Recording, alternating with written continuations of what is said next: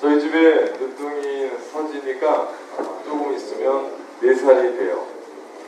태어났을 때 언제 크나 걱정했는데 제법 컸습니다.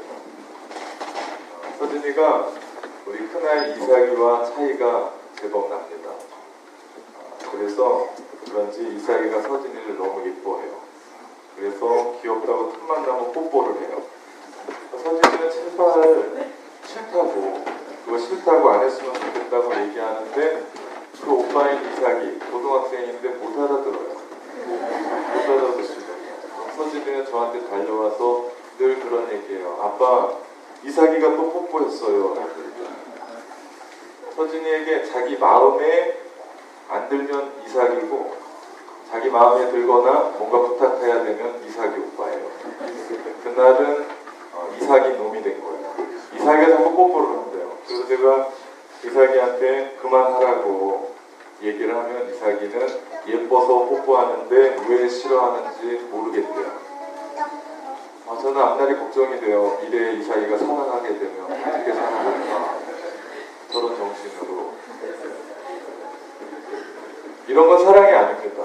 그죠? 자기 이기적이고 자기가 좋을 때만 그 방 안에서 공부하고 나왔다가 그 앞에 동생이 있으면 뽀뽀해주고, 이런 자기 이기적이고 자기가 마음대로 하는 그런 사랑은 사랑이 아니죠. 그런 사랑은 남을 불편하게 하고 남을 힘들게 할 뿐입니다. 제가 글을 읽다가 좋아하는 것과 사랑하는 것에 대한 차이를 쓴 글을 읽어봤어요. 다는 읽어볼 수 없고 여러분과 함께 몇 가지만 설명을 하려고 합니다.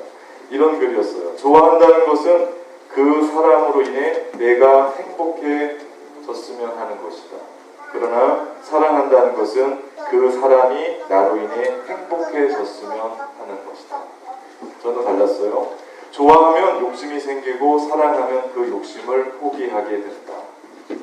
좋아해서 들으면 가슴이 설레고 사랑해서 들으면 눈물이 난다. 꽃을 좋아하는 사람은 꽃을 꺾지만 꽃을 사랑하는 사람은 그 꽃에 물을 준다. 좋아하는 사람은 내 곁에 두고 싶고 사랑하는 사람은 그 사람 곁에 있고 싶은 것이다. 좋아하는 것은 감정이 흔들리지만 사랑하는 것은 영혼의 떨림이다. 좋아하는 건 앞서 걷고 있는 당신을 뒤따라가는 것이고 사랑하는 건 내 걸음을 당신에게 맞춰가는 것이다. 라는 글이었어요.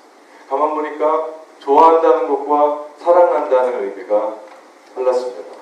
좋아하는 건 내 중심에 이고 사랑한다는 것은 타인 중심, 남의 중심인 것이고, 이런 관점으로 생각해 볼 때 여러분은 하나님을 좋아하십니까? 아니면 사랑하십니까? 저는 오늘 여러분과 함께 2019년 들어와 새 이렇게 삽시다 세 번째 시간으로 이런 이야기를 나누어보고자 합니다. 사랑은요, 히브리어로 아하브, 그리고 헬라어로는 여러분이 잘 아는 아가페입니다. 그리고 영어로는 러브, 그리고 한문으로 보니까요, 생각하는 거예요. 저 네 가지 중에 제 마음 가운데 가장 와닿은 게요, 마지막 한자였습니다. 사랑하는 건 생각하는 거예요. 사랑해서 내가 그 한 사람을 깊이 생각하는 거라. 관심을 갖고 그 마음에 무엇을 품고 있는지, 어떤 생각을 갖고 있는지, 어떤 취향을 갖고 있는지 생각하는 것. 그래서 그 사람을 내 마음 가운데 두는 것. 이것이 사랑이랍니다. 하나님을 사랑한다는 것도 다르지 않을 것 같아요. 내가 하나님을 사랑하는 만큼 하나님을 깊게 생각하는 겁니다. 즉, 하나님을 생각하는 시간만큼 하나님을 사랑하는 시간이라고 생각해요. 예배하는 시간만큼, 기도하는 시간만큼, 성경을 보는 시간만큼, 하나님을 내 마음 가운데 두고 묵상하는 시간만큼, 하나님을 위해서 내가 헌신하고 봉사하는 시간만큼, 그 시간이 하나님을 사랑하는 시간이었다라는 이야기. 그러면 여러분은 하나님을 얼마나 사랑하고 꼭 이 자리에 일주일, 오늘 이 시간, 1시간 반 내지 2시간 드리는 이 시간만 하나님을 생각한다면, 그리고 그 시간만 내가 드릴 수 있다면 정말 내가 하나님을 사랑하는 사람이다. 하루에 얼마의 시간을 하나님과 함께 뛰어서 그 시간을 보내고 성경을 읽고 말씀을 큐티하고 내가 찬양을 하고 기도하는 그 시간 내가 내어놓고 내가 하나님을 생각하고 하나님을 더 깊이 생각하는 그 시간, 여러분은 얼마나 그 하나님을 사랑해서 하나님과 그 시간을 보내십니까? 이것이 하나님을 사랑한다라는 이야기죠. 오늘 본문은 다윗의 시입니다. 오늘 본문을 읽어보면 하나님이여 주는 나의 하나님이시라. 내가 간절히 주를 찾되 물이 없어 마르고 황폐한 땅에서 내 영혼이 주를 갈망하며 내 육체가 주를 앙모하나이다. 내가 주의 권능과 영광을 보기 위하여 이와 같이 성소에서 주를 바라보았나이다. 아멘. 다시 고백합니다. 오늘 이 시의 표제어, 부제를 보면 시편 63편 옆에 다윗의 시 유대 광야에 있을 때라고 기록되어 있습니다. 이 시편은 다윗의 시로 그가 고난과 어려움 속에 그 광야 속에 있었을 그때에 썼었던 시라고 이야기합니다. 과거에는 이 시가 사울의 왕에게 쫓겨 다녔을 때 썼었던 시라고 이야기했는데 요즘 학자들은 이 시가 자신의 아들 압살롬에게 반역했었던 그 압살롬 때문에 쫓겨갔었던 때라고도 요즘은 이야기합니다. 이것이 사울 왕에게 쫓겨다녔을 때나 혹 압살롬에게 쫓겨다녔을 때라도 가만히 보면 생명이 경각에 달려있었을 때고 인생의 쓰디쓴 광야를 맛보고 있었을 때 썼었던 시임에 분명히 틀림이 없습니다. 그래서 다윗은 이 시의 대적의 행위에 대해서 고발하며 그가 잘 기도했었던 대로 하나님 이 대적을 없애주십시오, 이 대적을 멸망해 주십시오라고 하는 기도는 하나도 없고 이 63편의 기도는 모두가 다 그 어려움을 통해서 자신이 누구인지에 대한 곰핍한 자신의 심정을 여과 없이 토로합니다. 그러면서 그가 하나님 앞에 이런 고백합니다. 1절 우리 함께 같이 읽어봅시다. 하나님이여 주는 나의 하나님이시라. 내가 간절히 주를 찾되 물이 없어 마르고 황폐한 땅에서 내 영혼이 주를 갈망하며 내 육체가 주를 앙모하나이다. 아멘. 다윗은 지금 물이 없는 황폐하고 마른 땅에 있습니다. 그의 영혼이 그런 겁니다. 그래서 내 영혼이 고통스럽습니다.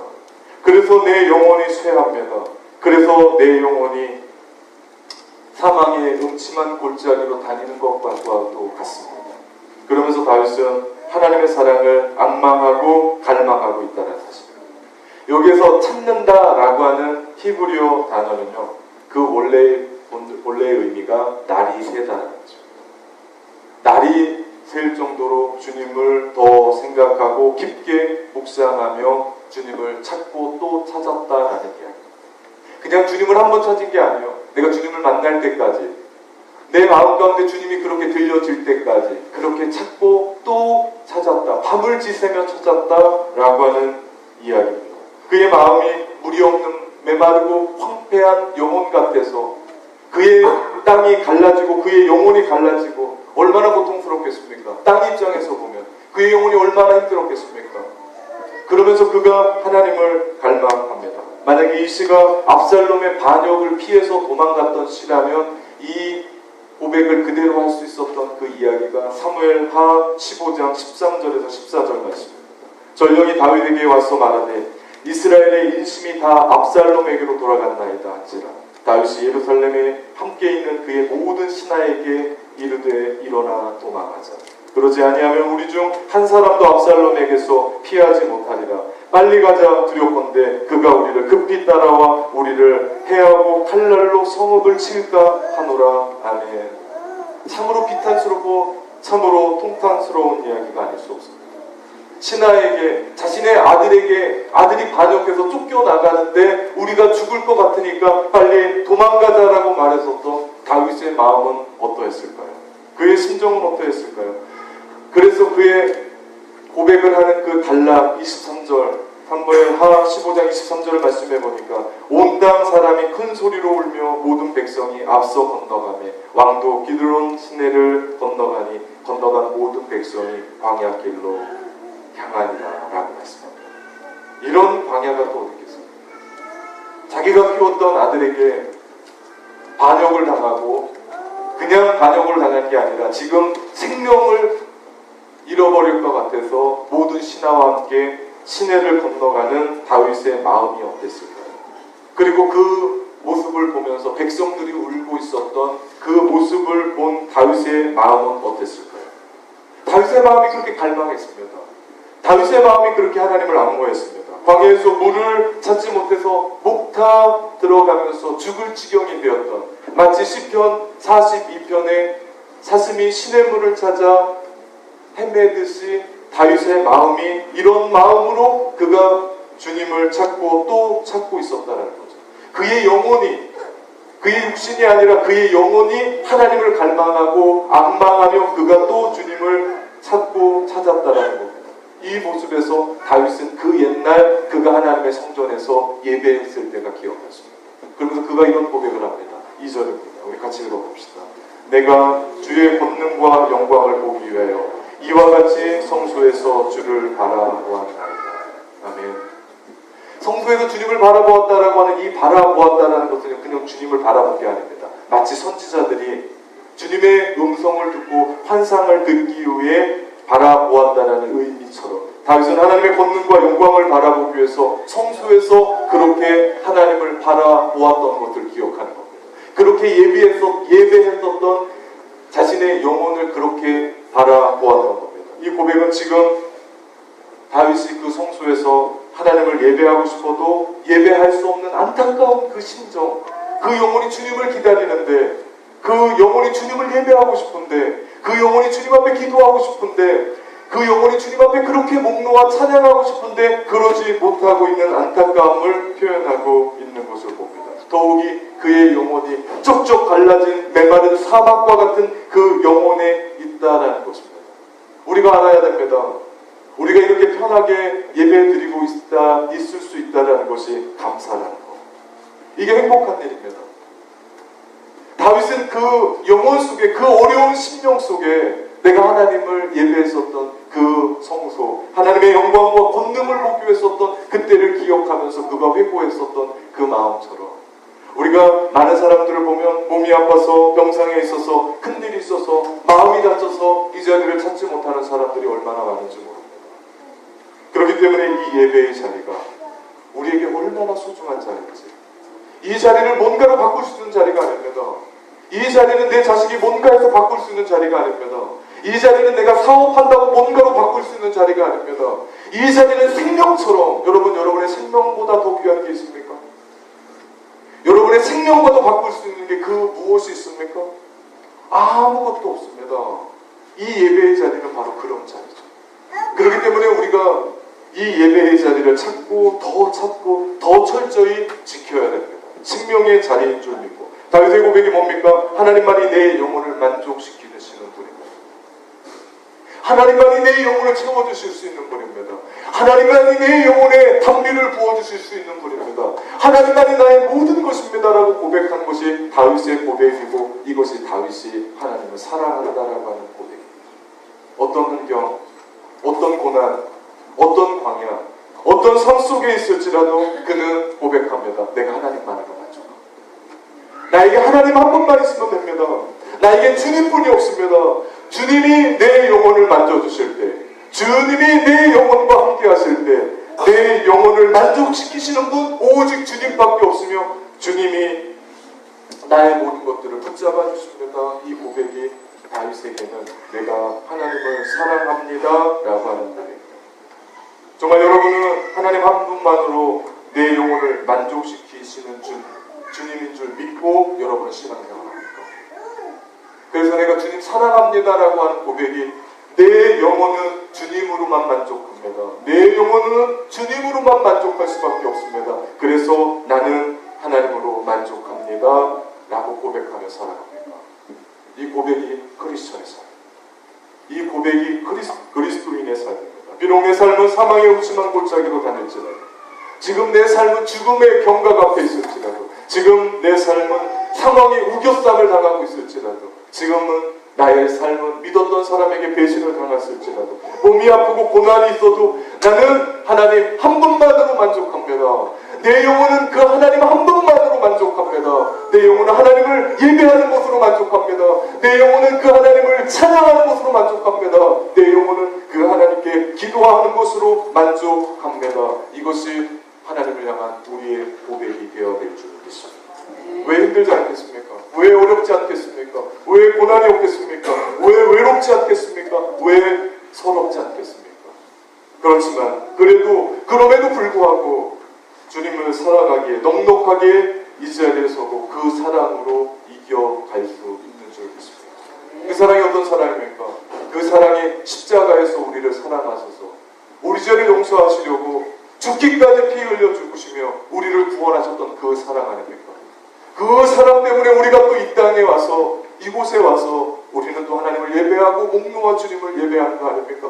그 사랑 때문에 우리가 내 남편과 아내를 사랑하고 내 자녀를 사랑하고 성도를 사랑하고 모든 사람을 사랑하며 살아갈 수 있는 길이 열려져 있는 거 아닙니까? 그러지 않으면 그 사랑이 없으면 우리는 또 누군가를 사랑한다라고 이야기하는데 그 사랑은 이기적인 삶의 발로고 내 마음대로 자기 중심적인 사랑을 할 수밖에 없어서 남을 피해주고 남을 아프게 하는 그런 사랑밖에는 될 수 없게 됩니다. 그러나 그 십자가의 사랑, 나를 위해 피 흘렸었던 그 사랑으로만 살아갈 때만 나는 내 자식을 하나님의 뜻대로 사랑할 수 있고 내 남편을 하나님의 뜻대로 사랑할 수 있고 내 아내를 하나님의 뜻대로 사랑할 수 있고 우리의 성도, 우리 안에 있는 한 사람 한 사람을 하나님의 뜻대로 사랑할 수 있게 되며 결국 우리의 상황 속에 견디지 못하는 것들 견뎌내고 넘을 수 없는 상황을 넘어가고 인생의 벽 앞에서 올 수밖에 없는 우리가 주의 그 사랑으로 그 벽을 넘어갈 수 있게 될 줄 믿습니다.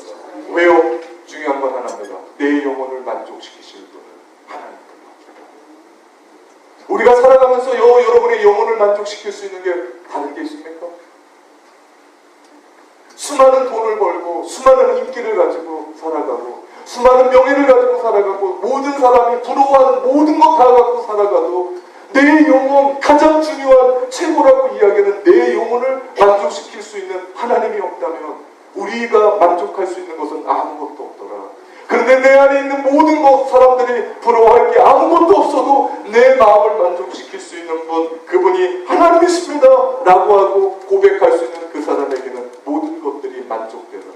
그래서 오늘 우리가 이 자리에 나와서 하나님 앞에 이렇게 더운 날 아주 조용하게 그리고 작은 신음과 같은 소리지만 내가 하나님을 사랑합니다, 내가 하나님으로 만족합니다, 그러면 예배하는 거 아닙니까?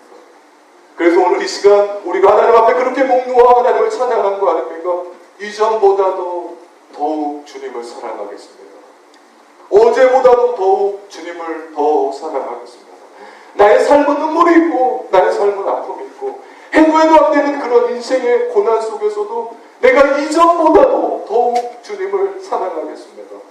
어제보다도 내 몸이 더 아프고 넘을 수 없었던 이 상황 속에서도 내가 주님 한 분만을 사랑하겠습니다. 왜요? 내 영혼을 만족시키는 분은 하나님뿐이 없다고 믿고 그분만 악망하고 갈망하며 나가는 우리의 하나님을 향한 사랑의 표현인 줄 믿습니다. 그렇게 주님을 찾고 찾는 사람, 그들은 주님의 말씀처럼 요한복음 14장 15절의 말씀처럼 너희가 나를 사랑하며 나의 계명을 지키리라.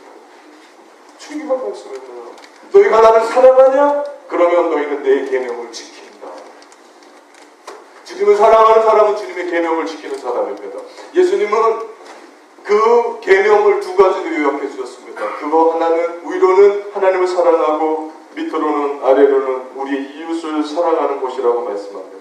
그렇습니다. 우리가 지금까지 이야기했었던 대로 하나님을 사랑하는 것, 내 영혼을 만족시켜 주시는 분, 영혼을 만족시킬 분은 오직 하나님입니다 라고 하면서 그분과 시간을 보내는 겁니다. 그분을 더 생각하는 겁니다. 그분과 날마다 동행하면서 내 삶을 이루어가며 날마다 그분을 바라보는 겁니다. 그분을 악망하는 겁니다. 그분을 갈망하는 삶입니다. 그렇다면 우리가 사랑해야 될 이웃은 누굽니까? 계명의 두 번째, 내 몸과 같이 내 이웃을 사랑하라고 이야기했을 때 우리 이웃은 누굽니까? 주님을 사랑하는 것의 표현인데 그 이웃은 또 우리에게는 누굽니까? 이것에 대해서 누가복음 10장에 선한 사마리아인의 비유에 보면 한 사람이 여리고로 내려가는데 강도를 만나 거반 죽기까지 맞고 자기의 모든 것을 다 뺏기고 옷을 다 벗겨버렸습니다. 강도 만난 사람이 지나가는 사람들에게 도와달라고 했습니다. 나를 좀 도와주십시오. 나를 좀 도와주십시오. 그런데 그 강도 만난 그 거반 죽어가는 그 사람을 보고 모든 사람이 다 피해갑니다. 피해가 될까? 혹은 나의 것이 손해가 될까? 모두가 다 피해갑니다. 그러나 사마리아 사람, 유대인에게 있어서 개돼지 취급받았었던 그 사마리아 사람, 그 사람만이 그 사람을 찾아가고 불쌍히 여겨서 그를 만났고 자기가 가지고 있었던 기름과 포도주로 상처에 붓고 싸매어주고 그리고 주막으로 데리고 와 돌보아 줍니다. 그리고 요관 주인에게 이 사람을 돌봐 주십시오. 내가 돈을 드리겠습니다. 혹 내가 돈 드렸던 것보다 더 든 돈이 있으면 내가 돌아와서 다시 당신에게 돈을 주겠습니다. 라고 얘기합니다. 예수님이 율법사에게 묻습니다. 율법사가 주님 영생에 대해서 알려주십시오 라고 물어본 그에게 주님은 그렇게 묻습니다.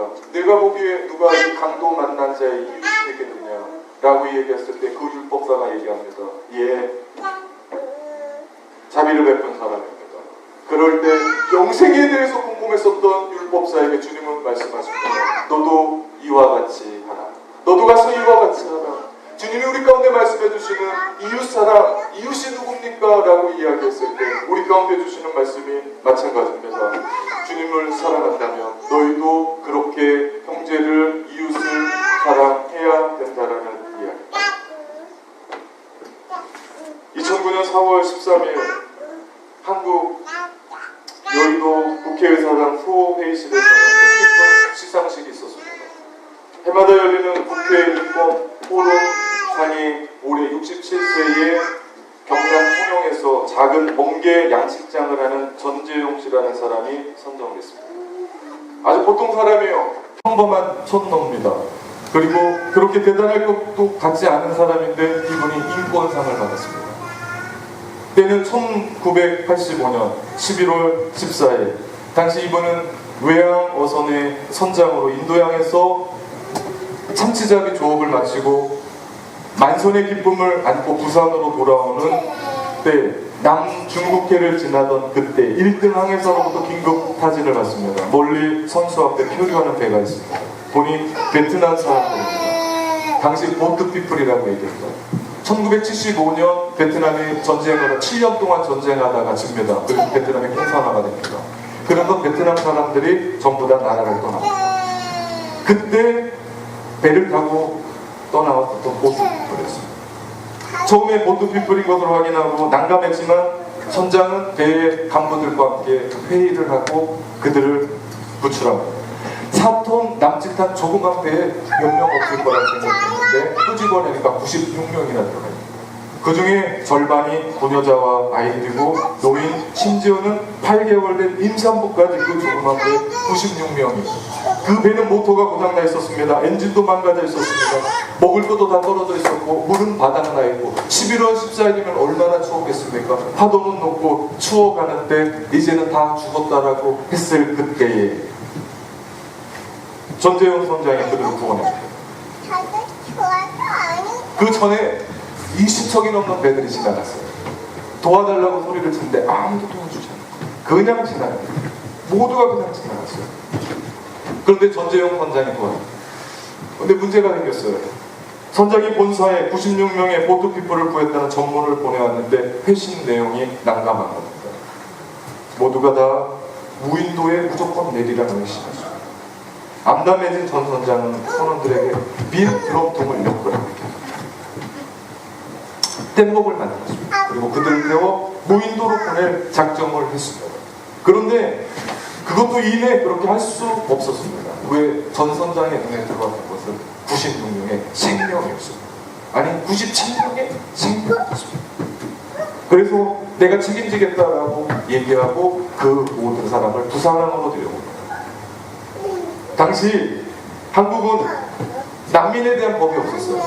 그래서 2년 동안 그들을 보호했다가 미국으로 안전하게 이주시킵니다. 96년에 보트피플 모든 사람들은 미국으로 가서 20여 년 동안 미국 생활에 적용하며 가정을 꾸미고 안정된 삶으로 자유를 만끽하고 행복을 누리게 됩니다.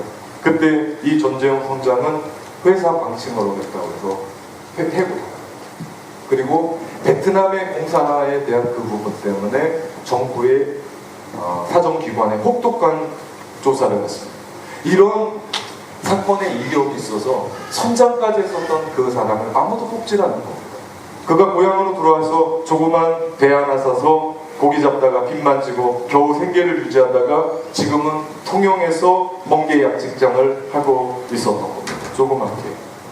그런데 96명의 보트피플의 대표였었던, 난민 대표였었던 피터 누엘이라는 사람, 이 사람은 한시도 전 선장을 잊은 적이 없습니다. 이분은 간호사입니다.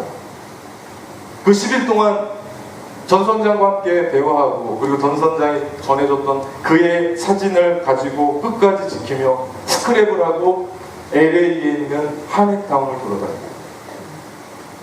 이 사람을 찾아주십시오. 이 사람을 찾아주십시오. 한국 사람에게 전 선장에 대해서 알려줄 것을 요청합니다. 그러던 중 자기와 함께 병원에 근무했었던 한국인 수 간호사를 통해서 전 선장님과 연결이 됩니다. 자기들에게 했었던 그 일들로 전 선장은 불이익을 당했고, 회사에서는 해고당했고, 그래서 그 난민촌에 자기들을 한 번도 방문해 볼 수 없었던 것을 깨닫습니다. 2년여 전 선장과 함께 편지를 주고받다가 2004년 8월 그를 미국으로 초청합니다. 전재용 선장이 미국에 도착하는 날 LA 국제공항에는 200여 명이 넘는 환영 인파들이 모여서 그를 맞이했습니다. 피터 누엔 씨는 22년 동안 한 해도 빠지지 않고 전 선장이 자기를 구출해준 그날을 기억해서 자기 가족뿐만 아니라 미국에 살고 있는 구출을 받은 사람들이 집에서 함께 예배를 드리며 전 선장을 만날 날을 기다리며 기다렸다가 공항에서 만났으니 얼마나 감개무량했습니다. 200여 명이 그 한 사람을 기다렸습니다. 이 일이 대대적인 기사가 됐어요. 그리고 LA의 웨스트민스터의 시의 시장도 참석해서 그의 노고를 시해합니다. 그 중에 특별히 뱃속에 있었던 96명이 구출되거든요. 그런데 뱃속에 있었던 그 아이가 태어나서 그 아이 이름이 리 아이드. 그의 꿈이 약사였어요. 그가 대학생이 돼서 약사가 됩니다. 그리고 전재에게 편지를 씁니다. 감사합니다. 당신 때문에 살아서 내 꿈을 이루었습니다. 97명의 보트피플의 사람들은 현재 수백 명이 되어서 가정을 이루고 미국과 캐나다와 호주의 각지에 흩어져서 살아가고 있습니다. 그들이 그렇게 생명을 구하고 나서 그들은 또 선한 사마리아인으로 또 살아가지 않겠습니까? 난민 대표였었던 피터라고 하는 이 사람은 자기가 그렇게 어려운 간호사 일을 하면서 특수 간호사 역할을 자처하지 않고 자기가 그렇게 함께 해나갔던 피터 누에는 자신의 삶을 그렇게 살아갔었던 것을 봅니다. 세상에 이런 감동이 또 어디 있겠습니까? 하나님을 사랑한다는 것은 이런 것입니다. 우리 역시도 예수 그리스도의 피 묻은 십자가의 은혜로 우리가 구원받았다면, 그 사랑으로 우리의 생명을 영원한 생명으로 이때에 비웠다면, 주님 사랑하셔서 이 땅 가운데 오셔서 육신의 몸을 이 땅 가운데 오시고 이 땅 가운데 성육신 하셨던 것처럼 우리 역시도 사람들에게 찾아가서 세상에 감동을 주는 그런 사랑을 해 나가야 되지 않겠습니까? 사랑하는 성도 여러분, 우리 하나님을 더 깊이 사랑하면 어떨까요?